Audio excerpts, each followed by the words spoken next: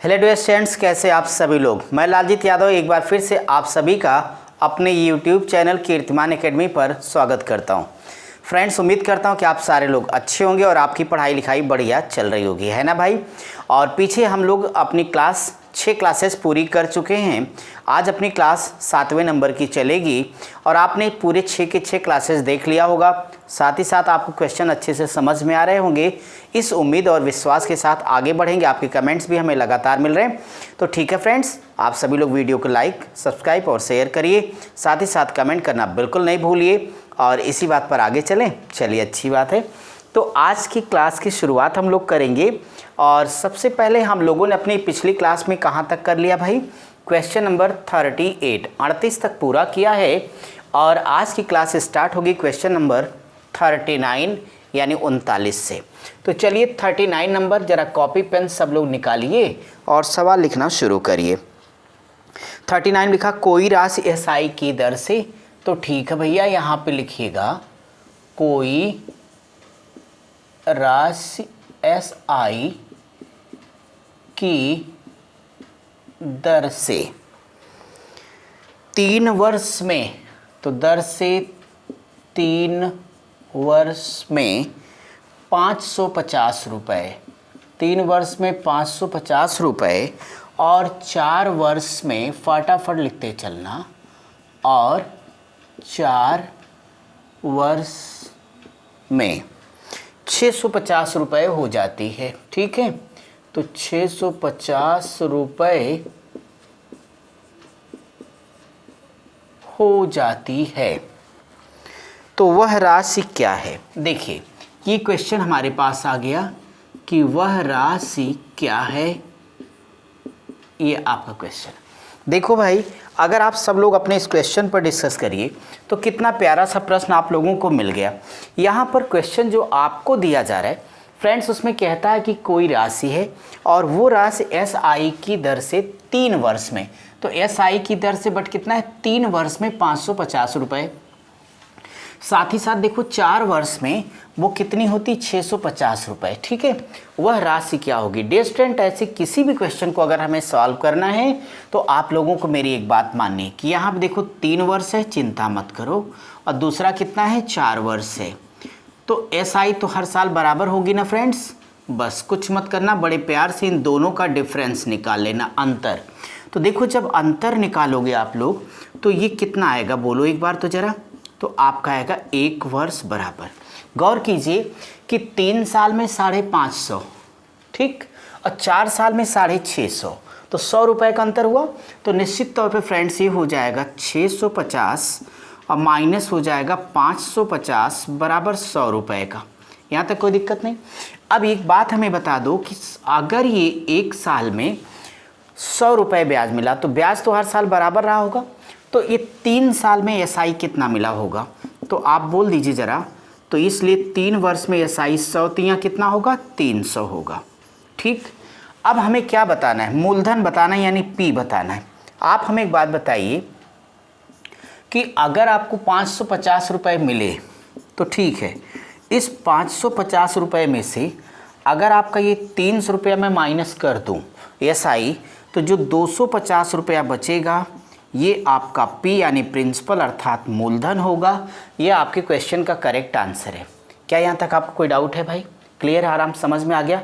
कितना इजी सवाल था, कुछ नहीं करना था, वर्षों का अंतर, दोनों ब्याजों का अंतर, आपका सीधे आंसर आ जाएगा। ठीक है, चलिए अब मैं आपके लिए नेक्स्ट क्वेश्चन के बारे में सोचूंगा कि अगले क्वेश्चन में आप सबों को क्या करना है।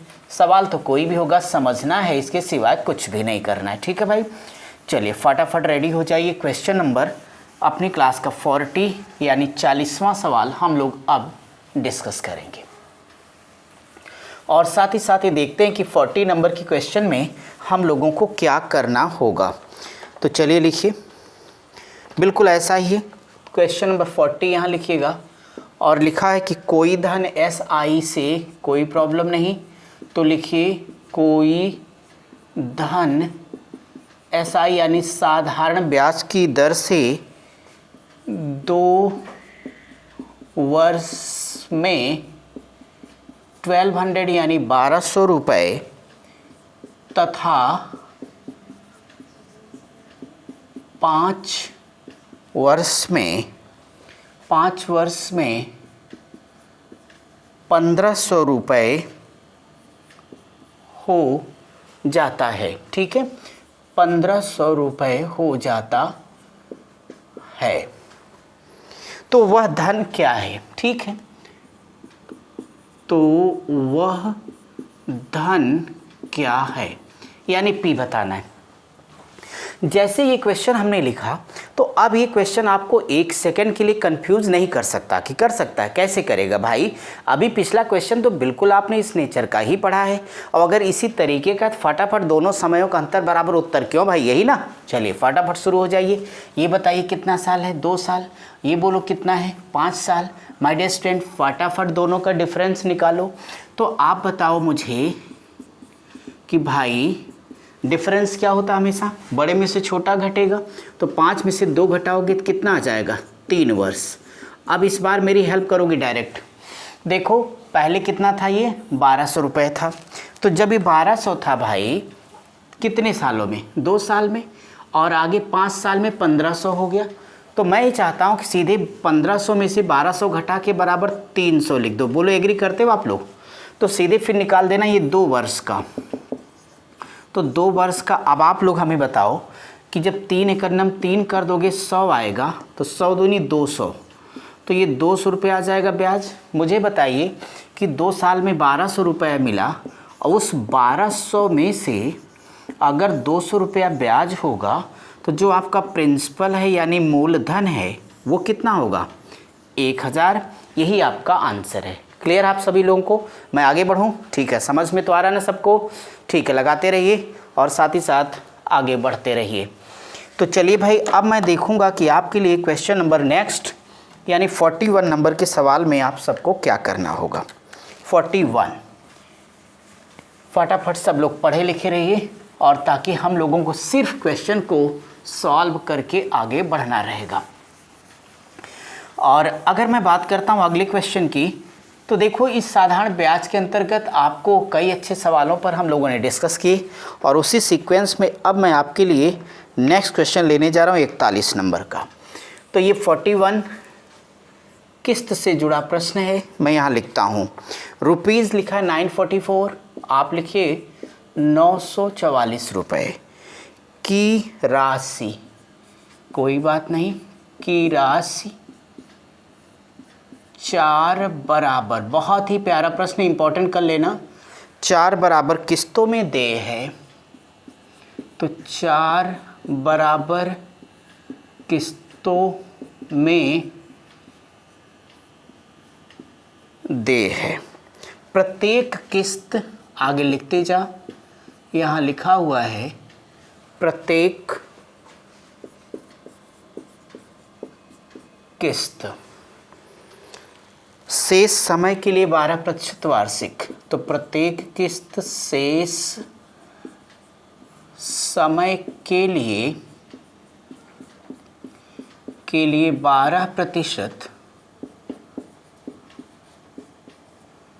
12% वार्षिक एसआई की दर से दे हो। वार्षिक एसआई की दर से दे हो। तो प्रत्येक किस्त की राशि क्या है?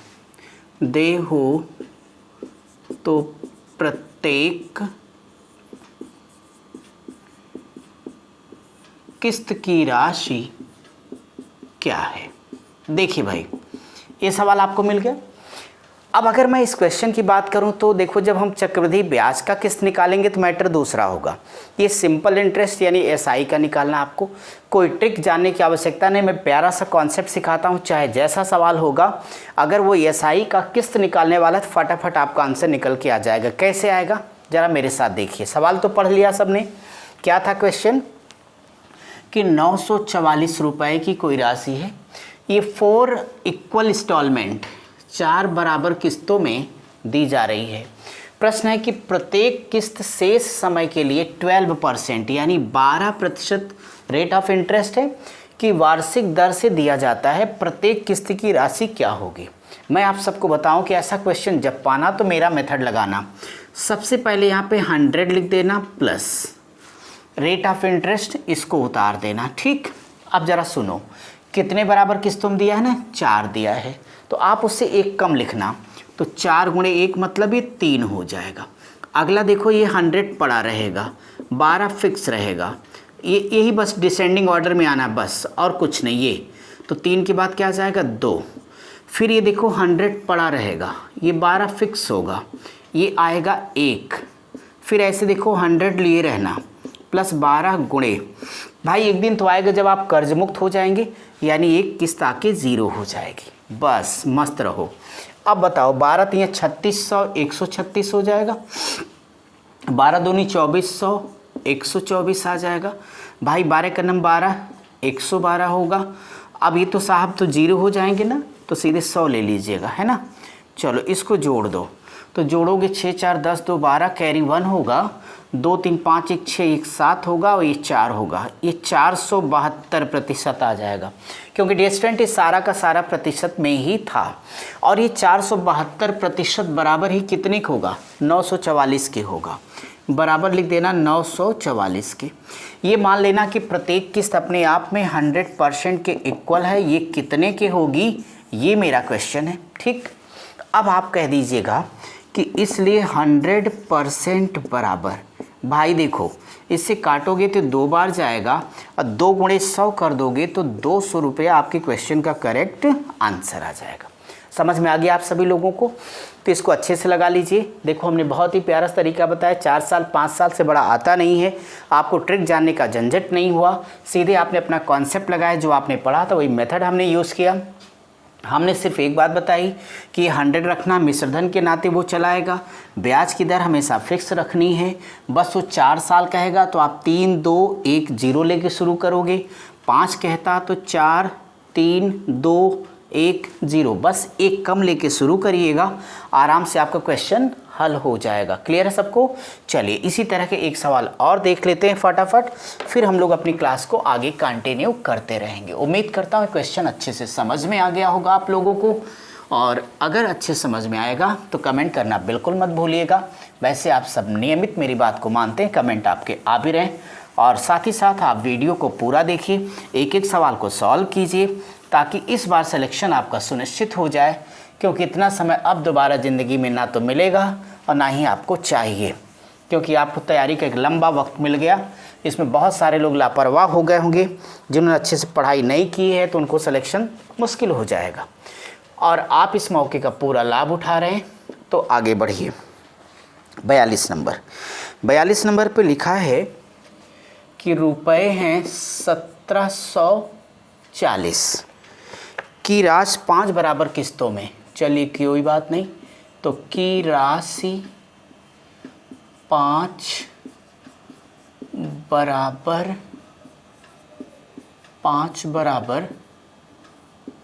किस्तों में दे है। कोई बात नहीं, दे है। आगे लिखा प्रत्येक किस्त पर, बिल्कुल सेम ही प्रश्न है, तो प्रत्येक किस्त पर, ठीक है, आगे लिखते जाओ, प्रत्येक किस्त पर शेष समय के लिए, शेष समय के लिए 8% वार्षिक एसआई दे है। तो 8% वार्षिक एसआई यानी साधारण ब्याज की दर से दे है। तो ये कह रहे हैं कि प्रत्येक किस्त की राशि कितनी होगी, ये आप हमें बता दीजिए। देखिए अब जब इस क्वेश्चन को आप सॉल्व करने आएंगे, तरीका तो आपको याद है कि इन साहब के पास कितना है, 1740 रुपया, कितनी किस्तों में देंगे एक बार बोल दो, 5 बराबर किस्तों में। क्यों भैया, कितना परसेंट लेंगे आप, 8%। आपका कॉन्सेप्ट क्या है, सबसे पहले यहाँ 100 लिख देंगे, ब्याज की दर लिख देंगे, अब टेंशन फ्री रहेंगे। ये 5 बराबर किस्तों में देगा, हम शुरू कहाँ से करेंगे, 4 से। अगला हमारा 100 + 8 × 3, फटाफट आगे बढ़ते जाओ, चूँकि एक सवाल हम लोग पीछे कर चुके हैं। ऐसे हमारे पास हो जाएगा ये एक, अगला और अंतिम हो जाएगा 8 गुणे 0, क्योंकि एक दिन वो व्यक्ति कर्ज मुक्त हो जाएगा, इस नाते इतना 8 चौक 32 होगा डियर स्टूडेंट्स। तो 132 यहाँ कर लीजिएगा, ठीक है, सब प्रतिशत ही। 8 त्रिक 24, तो बोलो 124। 8 दूनी 16 तो 116। 8 एक 8 तो 108। ये तो आपका 0 हो जाएगा, बोलो भैया। और यहाँ से कितना आ जाएगा आपका 100 आ जाएगा। ये टोटल मिश्रधन होगा जो कि इसी 1740 के बराबर होगा। चलो इसे ऐड कर लेते हैं। तो 4 2 6 6 12 12 8 20, कैरी अपने पास कितना हो गया 2 हो गया। तो 3 2 5 1 6 और 6 2 कितना होता है 8 हो जाएगा। और ये हमारे पास हो जाएगा 3 2 5 580 क्या प्रतिशत के। अब 580% बराबर आपका हो जाएगा 1740 के। प्रत्येक किस्त अपने आप में कितनी होनी है 100%। तो डियर स्टूडेंट काट पीट लीजिए, इसका करेक्ट आंसर आपका 300 आता है और यही आपका उत्तर हो जाएगा। क्लियर आप सभी को? फटाफट लगा लीजिए, क्योंकि हम लोगों का पढ़ा सवाल था। तो हम लोग अपने अगले क्वेश्चन की तरफ बढ़ेंगे। और ये बताइए आप सबको मज़ा आ रहा है, समझने में कोई दिक्कत तो नहीं भाई? ठीक है, बस ये लगना चाहिए कि आप थोड़ी सी चमक दमक से दूर हैं, बड़े आराम से चीज़ों को समझ पा रहे हैं और वो चीज़ आपके दिल तक पहुंचनी चाहिए, उतरनी चाहिए। आप सभी को पता है कि बस आप एक बार कंपटीशन को क्वालिफाई करके आगे बढ़ जाइए, बाकी सब चीज़ें तो होती रहेंगी मेरे भाई। क्वेश्चन नंबर 43 क्या होगा अब अपनी क्लास में ये डिस्कस होना है। चलिए 43 नंबर का सवाल आप लोग देखिए कि 43 में आपके पास क्या लिखा है। बड़ा खूबसूरत सवाल है और इसे आप लोग मोस्ट इम्पॉर्टेंट कर दो। सवाल ये है, मैं लिखता भी चलता हूँ बोलता भी रहूँगा। एक व्यक्ति एक मोटरसाइकिल खरीदता है, लिखो। तो यहाँ लिखा एक व्यक्ति एक मोटरसाइकिल खरीदता है। खरीदने दीजिए, अच्छी बात है। यहाँ लोग जगुआर खरीद रहे हैं तो मोटरसाइकिल ले लिए। और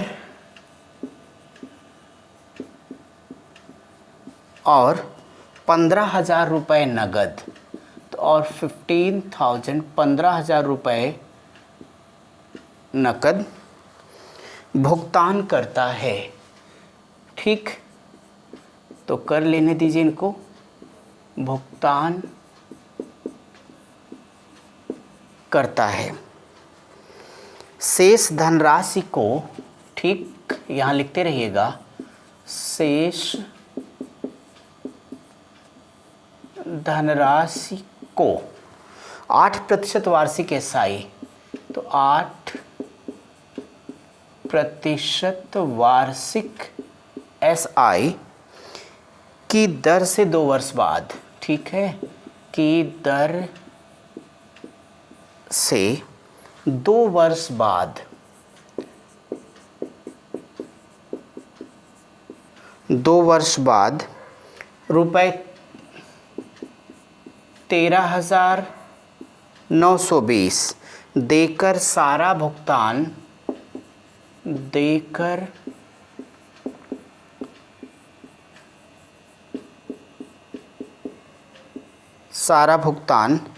चुकता कर देता है, यानी कर्ज मुक्त हो गया। चुकता कर देता है। तो मोटरसाइकिल का मूल्य कितना था? तो मोटरसाइकिल का मूल्य कितना था?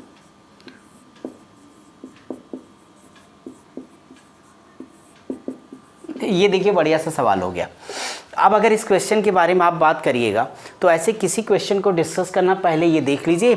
आपका तो एक ही फंडा रहा है कि हमें क्या दिया, हमसे क्या पूछा, तब आप सोचते हैं हमें क्या करना। ज़रा सोचो मेरे सूरवीरों एक बार कि जब भी ऐसा सवाल आएगा तो फटाफट क्या डिसीजन लेंगे आप। अब आप ये कहोगे कि एक व्यक्ति है, चलिए अब वो क्या करता है, एक मोटरसाइकिल खरीदना चाहता है, खरीदने दो। वो दुकान पे जाता है, बातचीत करता है, तो पता चला कि उसको कम से कम 15,000 यानी 15,000 रुपये डाउन पेमेंट करने, यानी 15,000 रुपये उसको कैश पे कर देना है। इसके बाद ये कहा गया कि जो शेष धनराशि बचेगा, मोटरसाइकिल का जो भी दाम होगा, वो 8% वार्षिक आपको ESI की दर पर देना रहेगा। और कुल कितने समय में आपको देना है भाई? 2 साल के बाद पैसा आपको पेमेंट कर देना है। 2 साल के बाद वो व्यक्ति क्या करता है, कुल इतना 13,920 रुपये दे करके क्लियर कर लेता है वो। सवाल ये डियर स्टूडेंट्स कि अगर उसकी मोटरसाइकिल का दाम बताना हो तो कितना आएगा? इतना तो तय हो गया कि 15,000 रुपये ये आना है और प्लस ये ब्याज सहित जो पैसा पे किया वो कितने के बराबर होगा, ये हम निकाल लें तो हमारा काम बन जाएगा। मैं ये कहना चाहता हूँ कि देखो, अगर 1 साल का 8% लगेगा ब्याज, तो 2 साल का 8 दूनी 16% होगा। तो 16% ये प्लस जो मूलधन यानी यहाँ से जो रहा होगा 15,000 देने के बाद अगर उसको ऐड कर दिया जाए तो 116% बराबर ये बोलो 13,920 होगा। Yes or no? इसलिए यहाँ से जो 100% होगा वह बराबर काटोगे तो ये 120 आ रहा है ना? तो 120 के आगे 3 जीरो लगा दो मेरे भैया, तो 12,000 रुपये आ गया। क्या समझे आप? आपको ये समझना है कि 15,000 देने के बाद 12,000 हम पे उधार रह गया था, अब ब्याज सहित कुल हमने 13,920 दे दिया। बट आपका क्वेश्चन क्या है कि मोटरसाइकिल का मूल्य कितना था? तो माय डियर स्टूडेंट्स, मोटरसाइकिल के मूल्य के लिए 15,000 रुपये ये ले आइएगा प्लस 12,000 रुपये ये होगा, दोनों को आपस में ऐड कर दो तो 27,000 रुपये की वो मोटरसाइकिल थी। अब वो कौन सी थी? हो सकता कोई आयुर्वेदिक रही हो, पता नहीं। ये आपका आंसर हो गया। पहले बताइए, तरीका समझ में आ गया आप सभी लोगों को? ठीक है, तो आप इसे सॉल्व करिए। हम आपकी क्लास का अगला क्वेश्चन आपको डिस्कस कराएंगे। बहुत ही प्यारे प्यारे सवाल है ये। इनको अगर थोड़ी कंसंट्रेट होकर लगाया जाएगा तो हर सवाल का जवाब सिर्फ आपके पास होगा। अब मैं देखता हूँ कि नेक्स्ट क्वेश्चन क्या होगा, उस पर हमें आगे बढ़ना है। और आप सबको पता है सिलेक्शन लेना है तो speed plus accuracy is equal to success, ये मंत्र बार बार दिया हूँ। यानी आपको कंसंट्रेट रहना, फास्ट तरीके से लगाना है, और ये कहने से नहीं प्रैक्टिस करने से होता है, तो आप सभी जानते हो। तो चलो आगे बढ़ता हूँ और 44 नंबर का सवाल देखता हूँ कि 44 नंबर का क्वेश्चन आप सबों के लिए क्या होगा। 44 नंबर एक बेहतरीन सवाल, सस्ता जवाब देने के लिए लिखना पड़ेगा। शुरू हो जाओ। तो लिखा हुआ है एक व्यक्ति, अच्छी बात है, ये दुनिया है तो व्यक्ति तो होंगे ही। तो एक व्यक्ति रुपए 18,000, तो यहाँ पे 18,000 दिया गया। 18,000 को 3 भागों में, ये भी ठीक है, को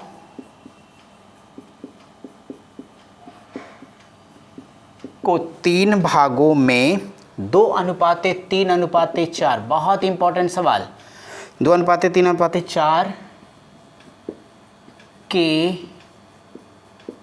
के अनुपात में बांटकर,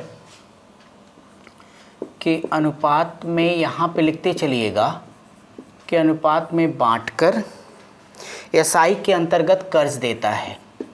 एसआई के अंतर्गत कर्ज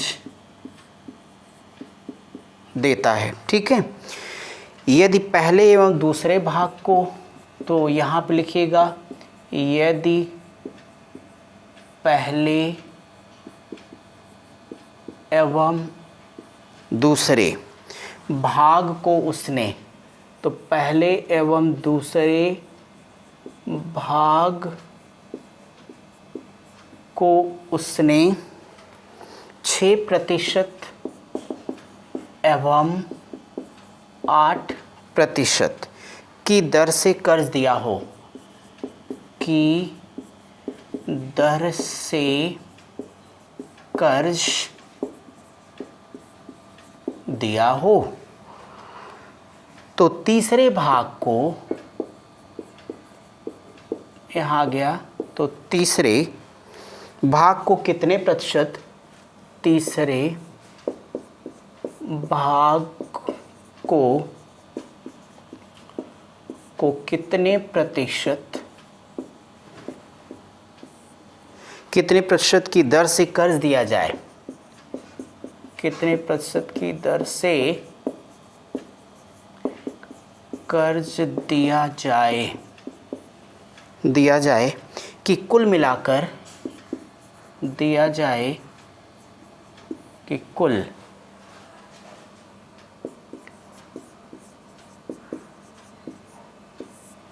मिलाकर 12% यानी 12%, कुल मिलाकर 12% की दर से SI प्राप्त हो। तो 12% की दर से SI प्राप्त हो, यही भाई आपका क्वेश्चन है। अब देखिए इस क्वेश्चन को कैसे आप लोग डिस्कस करोगे, ये आप लोगों को मेरे साथ समझना है। तो देखो एक बेहतरीन सवाल आप लोगों के सामने, बस एक बार ध्यान से पढ़ेंगे, 2 लाइन में अपना आंसर आएगा, 12 सेकंड भी नहीं लगेगा, बस 1 मिनट आपको समझ लेना मेरी बात। आपने पहले क्वेश्चन समझा क्या कि एक व्यक्ति है और ये जो व्यक्ति है 18,000 रुपये को 3 भागों में 2, 3, 4 के अनुपात में उधार लेता है। तो ये रेशियो हमारे लिए बड़े काम का हो गया। ओके फ्रेंड्स, इसके बाद में कहते हैं पहले और दूसरे। क्वेश्चन की एक एक लाइन ध्यान देना। पहले भाग को 6%, दूसरे को 8% की दर से कर्ज लिया, तीसरे को कितने प्रतिशत की दर से लिया, मुझसे पूछता है कि ओवरऑल उसको 12% का लाभ हो जाए। मैं बताऊं कि ऐसा सवाल पाना है तो कैसे लगाना है। ऐसे लगाना है कि 18,000 है तो इसको रहने दो, बहुत टेंशन लेने की आवश्यकता नहीं है क्योंकि रुपया तो पूछा ही नहीं है। तो सीधे यहाँ पे करना, ये भाग है 2 और समय 6 है तो डायरेक्टली लिखना 2 और गुणे 6 प्लस, फिर ये भाग 3 है, 3 गुणे और ये समय 8% कर देना प्लस, तीसरा भाग 4 है और तीसरे भाग की दर उसने बदमाश ने पूछ रखी है तो R रख दिया बराबर। डियर स्टूडेंट्स इसको जोड़ दो, सब लोग जोड़ोगे 3, 2, 5, 4, 9 भाग हो जाएगा। तो ये 9 होगा और ओवरऑल आपको 12 लाना है। ठीक है, बस एक लाइन में आपका सवाल हल हो गया। किसी रुपए पैसे से आपका कोई लेना देना अब नहीं है। मुझे ये बताओ कि ये 4R होगा तो मैं ये कह दूँ 4R बराबर, बोलो 12 नावा 108 माइनस, देखो 6 दूनी 12 होगा, 8 त्रिक 24 होगा, 24 12 36 होगा, बोलो होगा। अगर हम इसे घटा दें तो मेरे समझ में आता है कि 72 आएगा। 4R बराबर 72 होगा तो R बराबर कितना आएगा 18%। ये कौन सा तीसरा वाला निकल के आ गया, यही आपका आंसर है। यहाँ पर रुपए का कोई प्रयोग करने की आवश्यकता ही नहीं थी। उम्मीद है कि आपके सवाल समझ में आ गया होगा। चलिए भाई फटाफट अगले क्वेश्चन को सॉल्व किया जाए। तो मेरे सूरवीरों क्वेश्चन नंबर 45 पढ़ के तैयार हो जाओ और ये देखता हूँ कि 45 नंबर के प्रश्न में हमें क्या करना है। करना क्या है समझना होगा और बस मस्त रहिए आप लोग, आगे बढ़ते रहे, क्वेश्चन को पढ़ लीजिए ताकि समझना इजी हो जाए। मेरे साथ साथ सवाल के साथ आगे बढ़ते रहिए। क्वेश्चन नंबर 45 कॉपी पर हेडिंग लगाइए और 45 नंबर के प्रश्न को देखता हूँ कि कैसे करना होगा। क्वेश्चन नंबर 45, इसको भी आपको मोस्ट इम्पॉर्टेंट करना है। यहाँ पे लिखा है किसी निश्चित राशि का, तो लिखते चलिए, लिखा है किसी निश्चित राशि का, किसी निश्चित राशि का निश्चित दर से, किसी निश्चित राशि का निश्चित दर से, निश्चित समय के लिए, निश्चित दर से निश्चित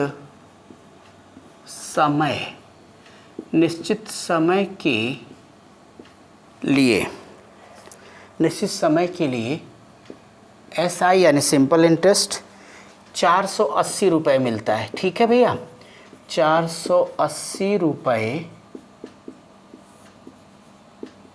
मिलता है यदि मूलधन को, ठीक, तो यहाँ लिखा है यदि मूलधन को 20% बढ़ा दिया जाए, बढ़ा दिया जाए और दर 5/3 कर दिया जाए, 5/3 कर दिया जाए तथा समय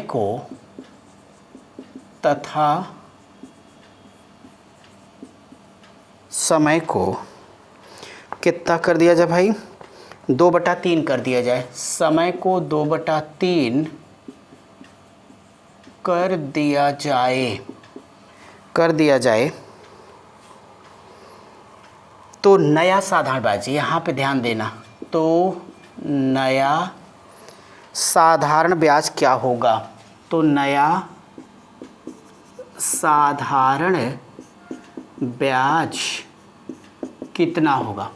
माय डियर स्टूडेंट, अगर इस सवाल के बारे में बात करता हूँ तो इतना बढ़िया सा सवाल है। बहुत ही आसान सा मेथड आपको सिखाता हूँ कि ऐसा क्वेश्चन जब भी मिलेगा आप ढूंढ के लगाओगे। बस फटाफट मेरे साथ इस क्वेश्चन को देख लो कि करना क्या आपको, बस समझ लेना मेरे भाई। ऐसे क्वेश्चन में डायरेक्टली सीधे यहाँ से शुरू हो जाओ। बताओ एसआई भाई साहब को कितना मिला था? 480 रुपये। यहाँ पे 480 लिख दीजिएगा गुणे, इन्होंने कहा था निश्चित दर निश्चित समय के लिए दिया 480 मिलता है। अगर मूलधन को 20% बढ़ा दिया जाए तो एक बार बोलो बढ़ता है तो बढ़ा दो, टेंशन मत लो, क्योंकि जितना मूलधन बढ़ाओगे उतने हिसाब से ब्याज भी बढ़ेगा। और ये कहते हैं कि अगर दर को 5/3 तो ऐसे ही 5/3 लिख देना, टेंशन मत लेना। समय को 2/3 कर दिया जाए, वाह वाह मज़ा आ गया, ये लो आपका उत्तर आ गया। ऐसे सवाल में और कुछ करना ही नहीं। कब? जब नया पूछेगा तब। लेकिन अगर पुराना वाला पूछेगा तो ये तो ऐसे ही रहेगा, बट ये तीनों माय डियर स्टूडेंट्स उल्टा लिख देना बच्चों, ठीक है? आपका सीधे आंसर आएगा और यही उल्टा वाला अगले सवाल में सिखाऊंगा। पहले इसे तोड़ फोड़ करो, जो होगा देखा जाएगा। आप सभी लोगों को पता होगा कि कम से कम ये हमारा यहाँ से कैंसिल हो गया, 2 0, इनका झंझट ख़त्म। और ये हम लोग कर लेते हैं यहाँ से 3 चौक 12 हो जाएगा, और फिर 3 से काट लो तो 3 16 कितना होता है? 48, 16 चौक 64 और 5 दूनी 10, इसका मतलब 640 हमारा उत्तर हो जाएगा। समझ गए सब लोग ना? फटाफट इसे कर लीजिए ताकि मैं आपको आपका अगला क्वेश्चन करा पाऊँ। क्वेश्चन नंबर 46 देखो। क्वेश्चन नंबर 46 लगभग ऐसा ही है, बस ये रुपए में परिवर्तन होना, या 46 नंबर डालिए और फटाफट घटाने बढ़ाने की जो बात होगी उसे क्लियर करते हुए हम आगे बढ़ जाएंगे। इसे आप सभी लोग उतार लीजिए। बोलिए आ गया सबका? ठीक है, तो अब यहाँ पे हम आपके लिए अपनी क्लास का 46 नंबर करने जा रहे हैं, 46वां सवाल। अभी देखता हूँ 46 क्या होगा।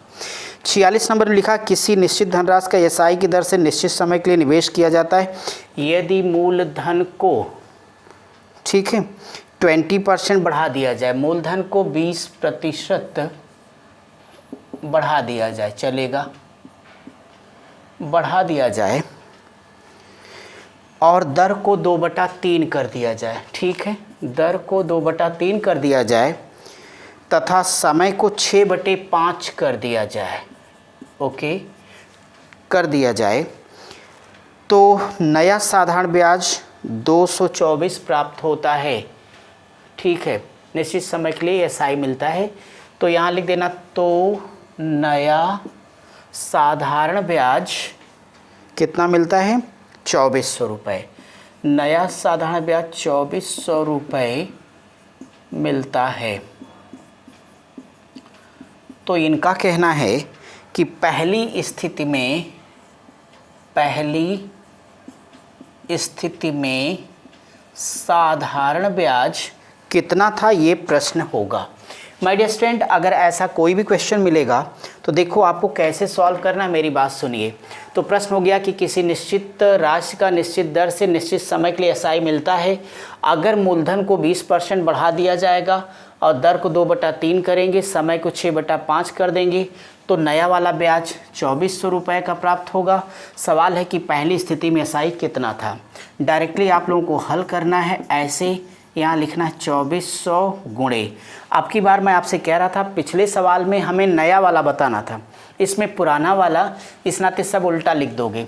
इसको लिखना है 100/120 गुणे, ये देखो कहाँ गया, 2/3 लिखा है ना, तो आप लिख देना 3/2, और इसको लिखा गया 6/5, तो आप लिखिएगा 5/6, काट पीट दीजिए, उत्तर आएगा, है ना भैया। तो 12 दूनी 24, यानी यहाँ से 20 हो जाएगा, और ये 2 दहा में 20 कर दीजिए, कोई टेंशन लेने की ज़रूरत नहीं है। और 3 दूनी 6 हो जाएगा, 2 पच्चे 10 हो जाएगा, 5 पच्चे 25, यानी 250, एक ये वाला 0, तो आपका 2500 करेक्ट आंसर हो जाएगा। बोलिए समझ में आ गया सबको? ईमानदारी से एक बार बोल दो, अगर समझ में आ गया तो हाँ, नहीं तो ना। वैसे हाँ ही बोलना भाई। चलिए इसी बात पे अपनी इस क्लास का आज अंतिम सवाल हम आपको तुरंत कराने जा रहे हैं। तो लास्ट क्वेश्चन आप लोग अपनी क्लास का लिखिए कि 47 नंबर कैसे डिस्कस करना है, ज़रा ये देख लीजिए। और इसके बाद हम आपसे अगली क्लास में एक नए टॉपिक के साथ मिलेंगे, उसमें आपको फिर अच्छी अच्छी चीज़ें समझाएंगे। और हम आपके लिए नया वाला टॉपिक, इसका चक्रवृद्धि ब्याज तो पढ़ाना था, लेकिन अभी थोड़ा सा आपका एग्ज़ाम भी निकट आ गया, आपकी डिमांड भी लगातार हमारे पास आ रही है। इस नाते मैं कल से आपके लिए मेंसुरेशन लेके आ रहा हूँ। पहले थोड़ा क्षेत्रमिति आपको पढ़ा दें, क्षेत्रमिति, घनाभ घन, गोला, बेलन, शंकु, ये वाला टॉपिक पूरा कर दें। फिर हम चक्रवृद्धि ब्याज आपका आगे शुरू करके चक्रवृद्धि ब्याज, लाभान बट्टा जो शुरू हैं उसको लेके आएंगे। बट आप परेशान मत होइए, सब कुछ आपका समय पे हम कंप्लीट कर लेंगे। आप अब घबरा के कह रहे हैं सर ये पढ़ा दीजिए वो पढ़ा दीजिए, कोई बात नहीं, हम कर देते, बट आप पेशेंस से चलेंगे तो सब कुछ हो जाएगा। चलिए इसी बात पे ज़रा हम लोग अपनी क्लास का लास्ट क्वेश्चन कर लेते हैं, 47वां। 47 नंबर का सवाल आप लिखिए, 47 एंड लास्ट लिखा है, एक व्यक्ति अपनी धनराशि, तो यहाँ लिखिए एक व्यक्ति अपनी धनराशि का, एक व्यक्ति अपनी धनराशि का 1/3 भाग, धनराशि का 1/3 भाग 7% वार्षिक एसआई की दर पर, एसआई की दर पर, और 1/4 भाग 8% वार्षिक, 8% वार्षिक एसआई की दर पर, है ना, की दर पर, और शेष भाग 10%, और शेष भाग 10% वार्षिक, शेष भाग 10% वार्षिक एसआई की दर पर, वार्षिक एसआई की दर पर निवेश यानी इन्वेस्टमेंट, निवेश करता है। ठीक है, निवेश करता है। आगे लिखा, उसे 1 वर्ष में कुल, उसे 1 वर्ष में कुल 561 रुपये, 561 रुपये एसआई मिला, तो उसकी कुल धनराशि, तो उसकी कुल कितनी धनराशि, तो उसकी कुल कितनी धनराशि निवेशित थी, उसकी कुल कितनी धनराशि निवेशित थी। डियर स्टूडेंट, ये आप सभी लोगों का प्रश्न है। अब देखो, अगर मैं इस क्वेश्चन के बारे में बात करता हूँ तो आपने ध्यान से पढ़ लिया इस सवाल को, अब समझने की बारी आ गई। यहाँ पे क्या क्लियर हुआ आप सबको? आपको ये पता चला है कि एक व्यक्ति अपनी धनराशि का 1/3 भाग, देखो 7% की दर से, अच्छी बात है, फिर 1/4 भाग 8% वार्षिक की दर पर दिया, जो शेष भाग बचेगा। तो यहाँ पे आप लोगों को तुरंत एक बात समझ लेनी थी कि जो शेष भाग होगा, तो शेष भाग के लिए माय डियर 1 - 1/3 चला गया, अब प्लस यहाँ से देखो कितना गया, 1/4 चला गया, तो निश्चित तौर पे देखो ये हो जाएगा 4 3 7/12, तो 12 - 1 यानी आपके पास आएगा 5/12 शेष भाग। ठीक है, तो शेष भाग को वो 10% की दर पर निवेश करेगा। एक वर्ष में उसको जो कुल एसआई मिला कितना भाई 561 मिला हुआ है। तो कहता है कुल धनराशि कितनी निवेशित थी, डियर स्टूडेंट ये मान लेना कि वो 100% थी। ये आपसे पूछ लिया गया। अब देखिए आप क्या करेंगे, समझेंगे आप मेरे साथ। ये कह देना जो टोटल एसआई होगा, तो अगर टोटल एसआई की मैं बात करूँगा तो माय डियर स्टूडेंट्स कुछ मत करो, पीआरटी बटे 100 1/3 × 7। अब ज़बरदस्ती एक लिखने की आवश्यकता नहीं है, बस काम चलता जाएगा। 1/4 और गुणे कर देना 8 प्लस यहाँ से ये वाला 5/12 और गुणे कर दीजिएगा 10, है ना। और ये आपका हो जाएगा टोटल बराबर 561 के। अगर ये 561 के हो जाएगा तो आप इसे छोटा भी कर सकते हैं, ना करना चाहें तो भी हो जाएगा। छोटा ही कर लीजिए, क्या एलसीएम ले लीजिएगा। तो आप सभी लोग बताओ, जब इसका एलसीएम ले लोगे 12, तो अगर इसका एलसीएम ले लोगे 12 कुल आ जाएगा टोटल ये एलसीएम 12। तो 12 होने के नाते यहाँ से कितना हो जाएगा 3 चौक 12 7 त्रिक 21। फाइनली इसको जोड़ घटा लीजिए तो ये 102/12% बराबर 561 आएगा। ठीक है फ्रेंड्स, इसलिए आपका ये 100% बराबर 561 बटे होगा 102 और गुणे 12 गुणे 100। अब आप सभी लोग इसको कैलकुलेट कर दीजिए, आपका करेक्ट आंसर आएगा 6600 और यही आपके क्वेश्चन का उत्तर होगा। कोई दिक्कत तो नहीं आप सभी लोगों को? तो ठीक है फ्रेंड्स, आज अपनी क्लास यहीं तक होगी और हम आपसे एक अगले क्लास में एक नए टॉपिक के साथ मिलेंगे। तब तक आप सभी लोग पढ़ते रहिए, स्वस्थ रहिए, मस्त रहिए। Thank you.